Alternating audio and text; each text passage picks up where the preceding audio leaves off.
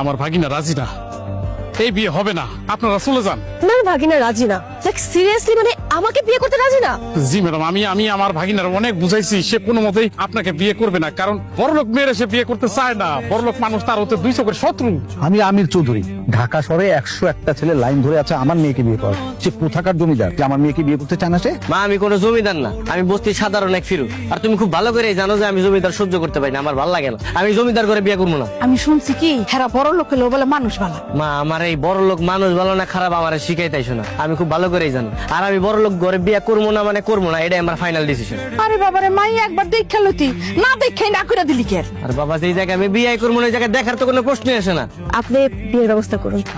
আমি কিভাবে ব্যবস্থা করব? আমার ভাগিনা গরিব মেয়ে বিয়ে করতে চায়। নো প্রবলেম, আমি নিজে গরিব সাজবো, সমস্যা নেই। তুমি কি রান্না বান্না পারো?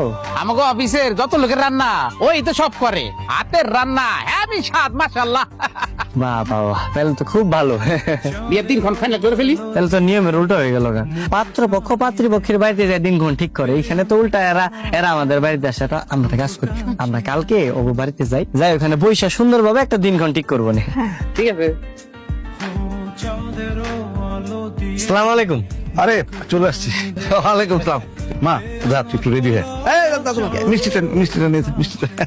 বাসা চিনে আসতে কষ্ট হয় নাই তো? না না, কোনো সমস্যা হয় নাই, ওই একটা টেম্পু নিয়ে সোজা আপনার বাড়িতে চলে আসছে। তা বাবাজি, তোমার ভবিষ্যৎ পরিকল্পনা কি? ভবিষ্যৎ পরিকল্পনা দুইটার বেশি আর না, একটা হলে ভালো হয়। না মানে আমি ওই তোমার চাকরির কথাও। ও আচ্ছা, ফিউচার প্ল্যান। আসলে আমার গ্রাজুয়েশন কমপ্লিট হয়ে গেছে, সার্টিফিকেট এখনো পাইনি, পাইলে একটা চাকরি হয়ে যাবে। আসলে আমার রেজাল্ট ভালো, তো ভালো একটা চাকরি পেতে সমস্যা হবে না।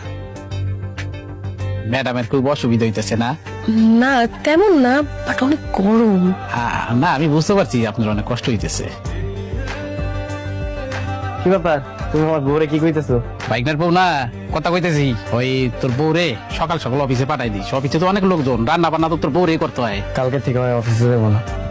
তুমি তোমার অফিসের বসে কই দিও চাকরিটা নোট করে দেয়। কি কি কইতেছেন আপনি? আপনি আগে নিজের পায়ে দাঁড়ান, মানে নিজে কিছু একটা করেন। যে পর্যন্ত না করতেছেন ওই পর্যন্ত আমি কাজটা করে যাই না, আপাতত থাকুক।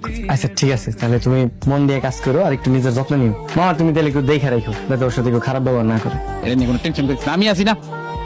এখানে তোমার লেগে অনেক জিনিস আছে। এই যে আলতা, তোমার পায়ে মাঝে মাঝে সুন্দর করে নাইকে দিন, খুব ভালো লাগবে। এটা হইতেছে গিয়া কাচের চুড়ি। আমার তো আর সোনার চুড়ি দেওয়ার সামর্থ্য নাই, তাই তোমার কাচের চুড়ি দিলাম।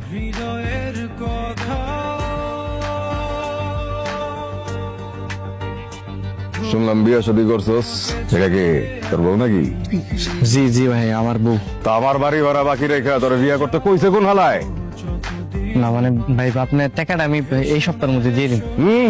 আজকের মধ্যে দিবি টাকা? ভাই আসলে নতুন বিয়ে করছি তো, হাতে যা টাকা ছিল সব খরচ হয়ে গেছে। আপনার আমি কথা দিলাম এই সপ্তাহের মধ্যে সব টাকা বুঝাই দিন। খরচ হয়ে গেছে? ভাই মুখ সামলায় কথা কন। কইলি কি কইলি? পকেটে নাই টাকা, তুই আমারে কষ্ট চুপ থাকতে রাইতের মধ্যে আমার টাকা দিবি। যদি না দিস সব তীরে লাখটায় বাড়িতে বাইর করে দিব। আমি তাহলে কামে গেলাম, হ্যাঁ, দেরি হইতেছে।